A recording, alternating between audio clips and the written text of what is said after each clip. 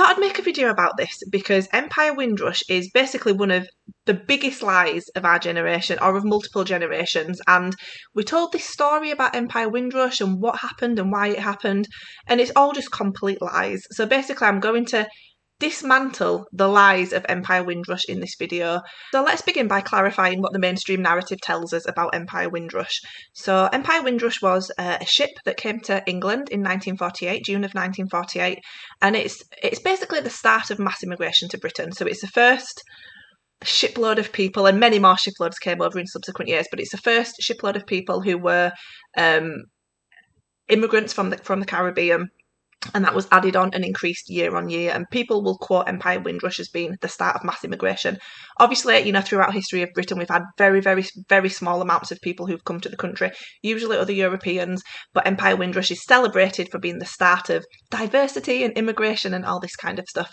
So it docked in Tilbury in 1948, obviously a few years after the end of the Second World War.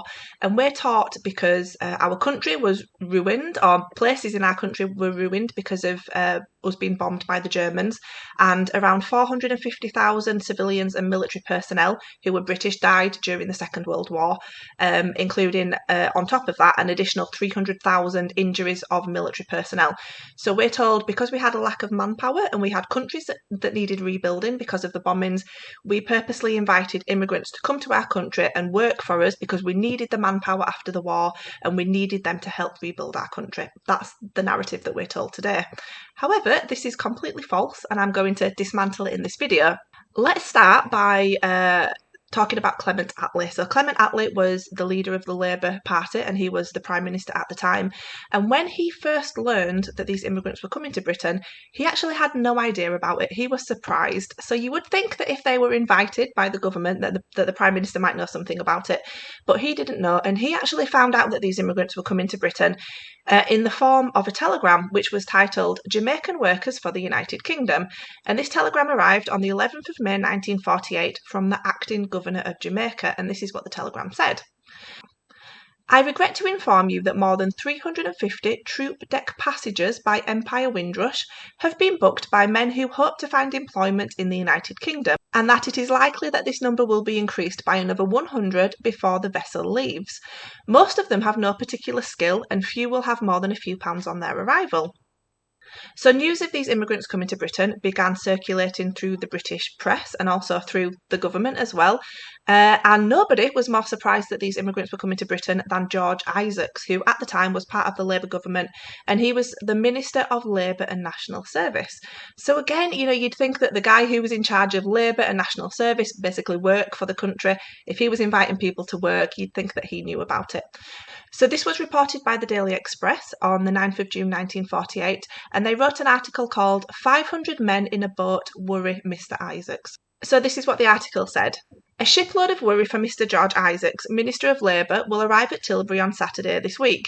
500 West Indians, all seeking jobs in Britain. Mr. Isaacs confessed his worry to MPs yesterday. He said he does not know who sent the men. All I know, he added, is that they are in a ship and they are coming here. They are British citizens and we shall do our best for them when they arrive. Mr. Isaacs also continued. They will be met at the ship and told how to register for employment. This arrival of these substantial numbers of men under no organised arrangements is bound to result in difficulty and disappointment. I have no knowledge of their qualifications or capacity and can give no assurance that they can be found suitable work. I hope no encouragement will be given to others to follow them.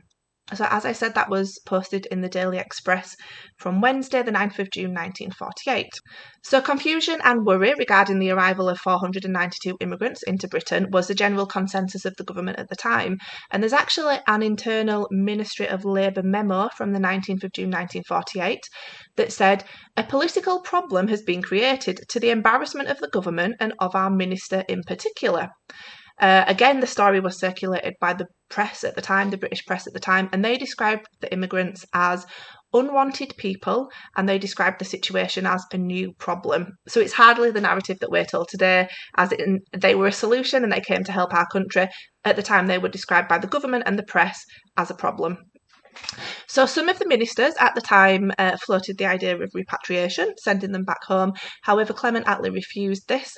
and he said, the British citizens will do our best for them. However, the fact that these people were not wanted in Britain, that began circulating through the press and the public, and the news eventually reached the immigrants themselves. So on the ship was a gentleman called Sam Beaver King, who I won't go into his entire backstory at the moment, but you might have heard of him. He was a Jamaican RAF engineer, and he's known today as Mr. Windrush.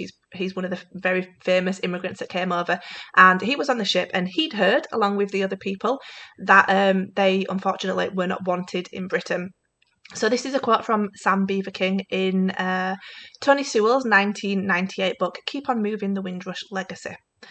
So Sam Beaver King said, "So we knew we were not wanted, but being British, once we arrived at Tilbury, everything humanly possible was done to help us.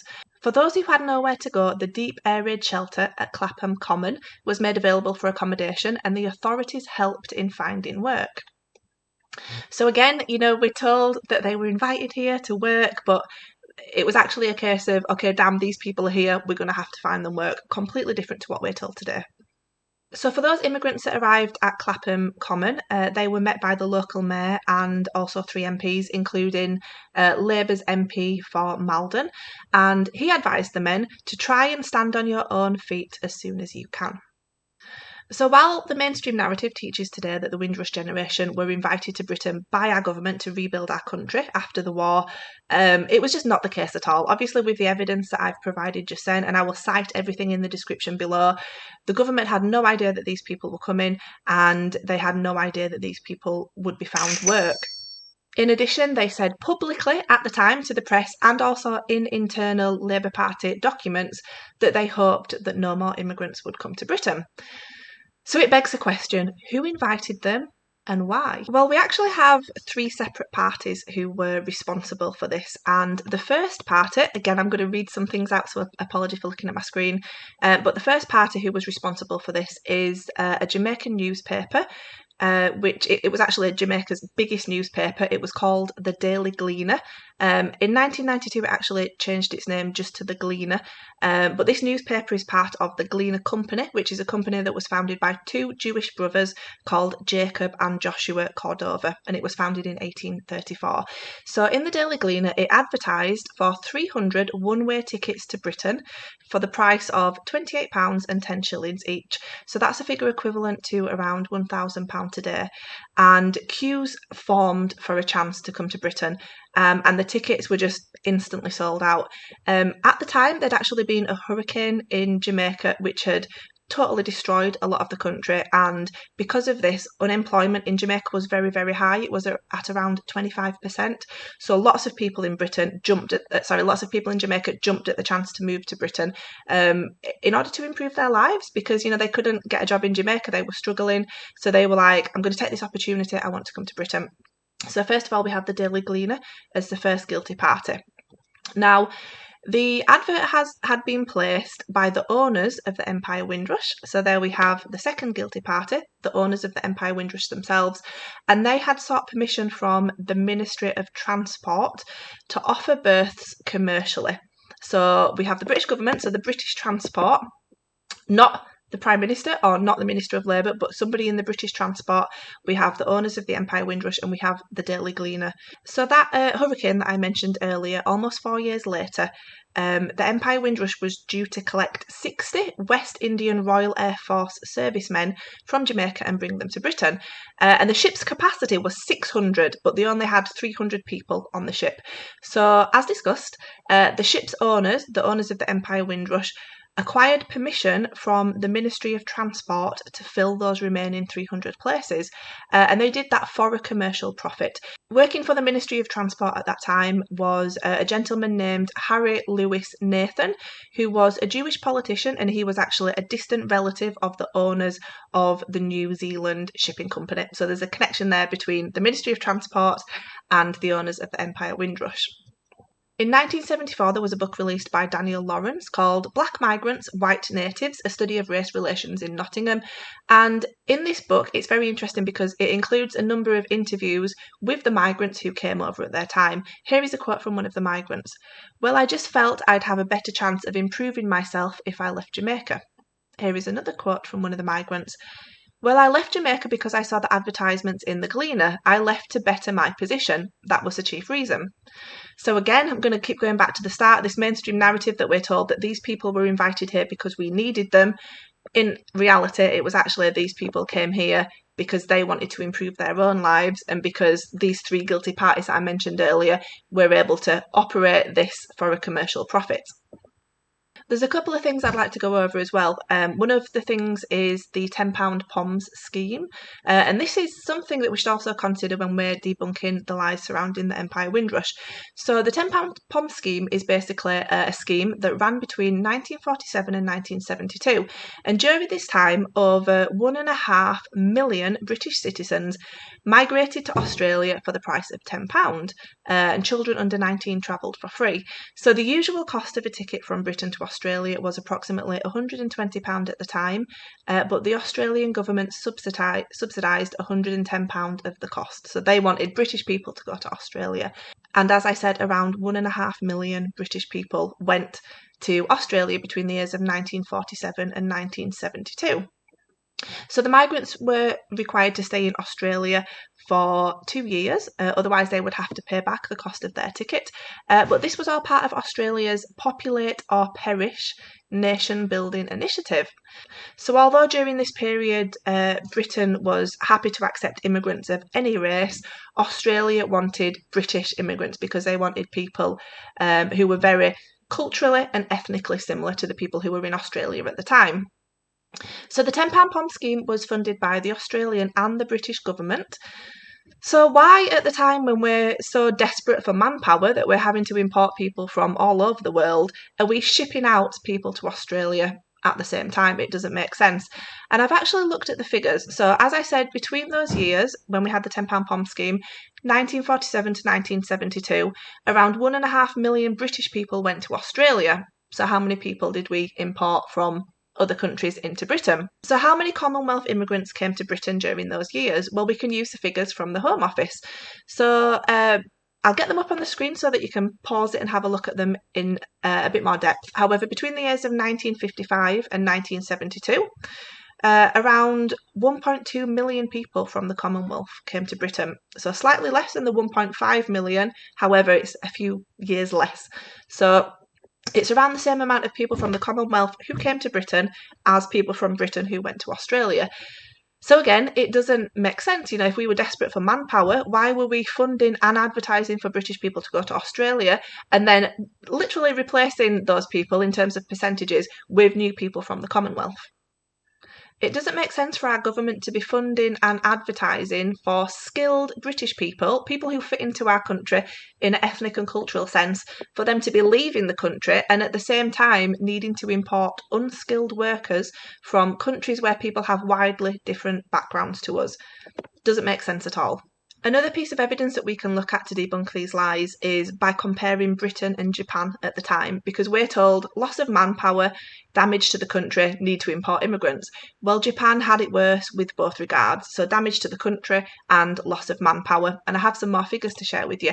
So on the 6th of August 1945, American troops dropped the world's first deployed atomic bomb on the Japanese city of Hiroshima, and it's estimated that around 80,000 people were killed instantly, just immediately wiped out, and then tens of thousands of people died after that due to exposure to radiation.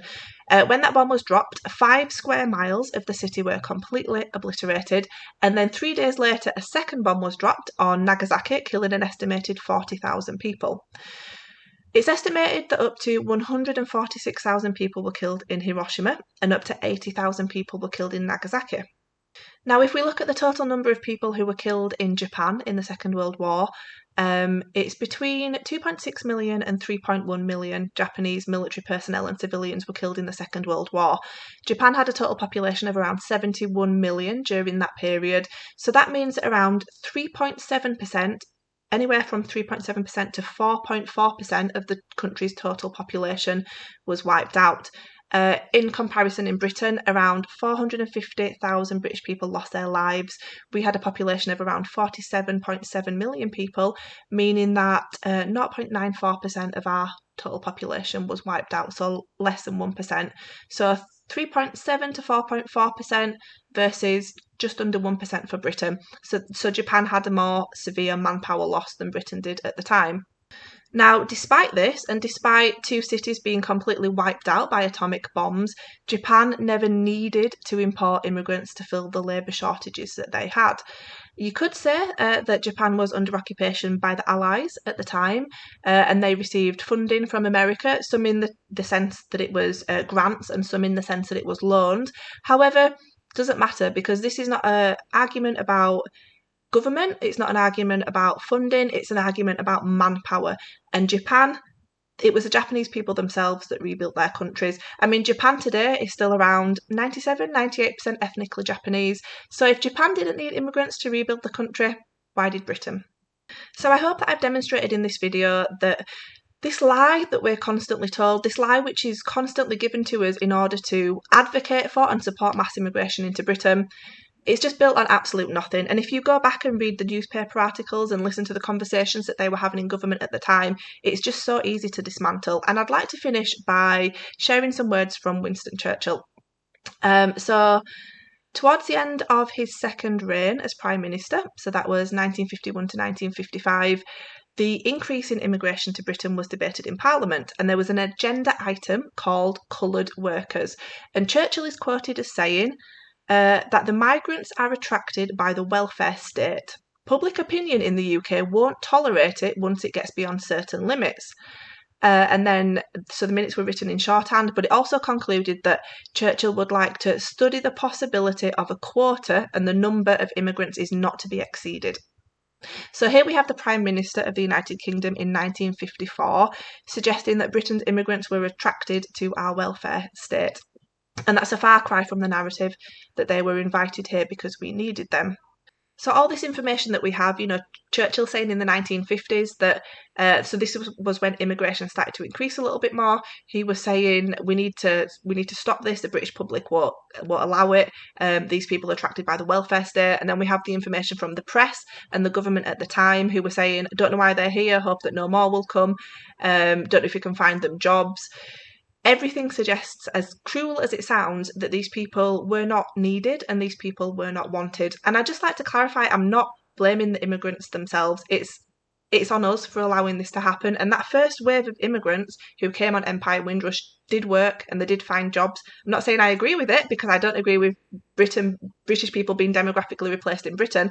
But that first, factually, that first wave of immigrants did find jobs and did work. Not blaming them for wanting to improve the quality of their lives, but they weren't needed and they weren't wanted. So I guess the conclusion is, why was this allowed to happen? And I think one of the obvious reasons is for a commercial profit. Obviously, these people running the ship, the guy working in the Ministry of Transport were obviously able to make a commercial profit from it, so that there are financial incentives for people to do this. But, eventually we have to get to the stage where the government found out that this was happening and they allowed it to continue happening as well. Did they get a commercial profit as well? I don't know. Was there a more nefarious reason why they wanted to demographically replace the people of Britain? I would say so, because they're shipping British people out at the same time that they're shipping Commonwealth people in. I think maybe that's a topic for another day, or maybe something to discuss down in the comments below. But yeah, I'm going to leave it there. I'm not sure how long this video is going to be today, but I hope you enjoyed it. I hope that you found all the information useful, and I hope that it's a video that you can share with your friends and family members, or anyone who basically says we needed the manpower after the war, because we didn't. It was all a lie. And I'm going to leave it there. But yeah, I hope you all enjoy the rest of your week. Thank you for listening. Take care, and I'll see you very soon. Bye.